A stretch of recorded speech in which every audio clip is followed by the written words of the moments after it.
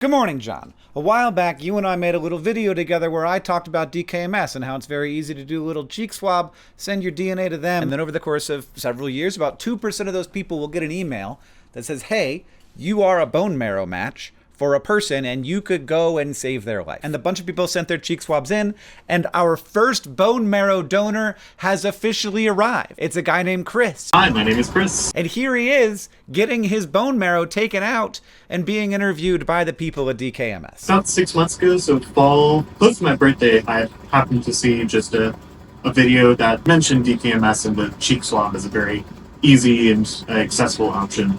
So just a quick sign up, and I was happy to do it. Now, you might be looking at Chris here and thinking, well, he doesn't look very uncomfortable. I've heard that bone marrow transplants can be extremely painful. I have news for you. In fact, they have made it much easier. What they do now is they give you a drug that releases some of your bone marrow cells into your blood. And that way, they can collect the bone marrow out of your blood instead of having to actually go into your bone to get it. For me, it's like, at least today, it's like 4 hours of mild discomfort and then a week of some medication before, with the end result of hopefully extending, possibly saving someone's life. So gone are the days when they actually have to drill into you to get your bone marrow. And you might not be surprised to hear this definitely would not have happened without the National Institutes of Health, which decades ago was instrumental in figuring out how bone marrow functions, all the different white blood cell lineages, but also how these colony-stimulating factors regulate the immune system, including the idea that you could manipulate those factors, which are natural, to treat disease. All that work laying ground in ways that nobody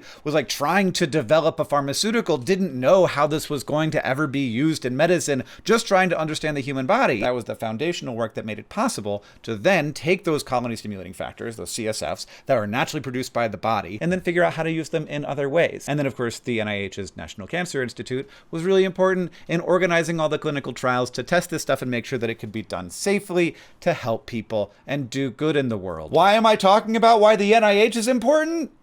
I just feel like that's important right now. So now the process of donating bone marrow means taking some drugs for about a week, and then you go in, and it's basically very similar to giving blood, though it takes much more time. Thank you so much to everybody who sent in your cheek swabs, and thank you so much to Chris for sending in your swab and responding to your email, because that is a scary step when they actually tell you, hey, you could help somebody, to actually go in and do the thing. I'd gotten a couple texts and emails, and I was like, oh, this is probably important. So by the time I got to my apartment, it was a conversation, and very happy to hear it. And of course, you don't know who you help. All you know is that somebody needs your bone marrow, and then in the future, that person is going to have your bone marrow. This is how a bone marrow transplant works. They kill all of your bone marrow, and then they put someone else's in you, and then it repopulates your bones and then produces that person's blood.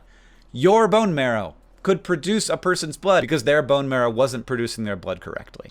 That could be you. You could do that. So thanks. This is just a wonderful thing. It's a wonderful thing, and it makes me feel good.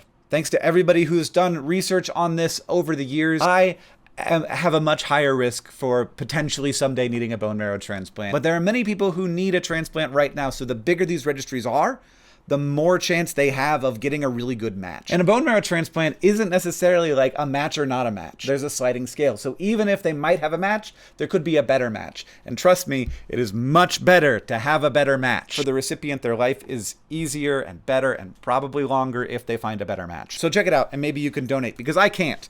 I am not allowed. My bone marrow, they don't want it anymore. Just wanted to share. Made me feel really good. John, I'll see you on Tuesday.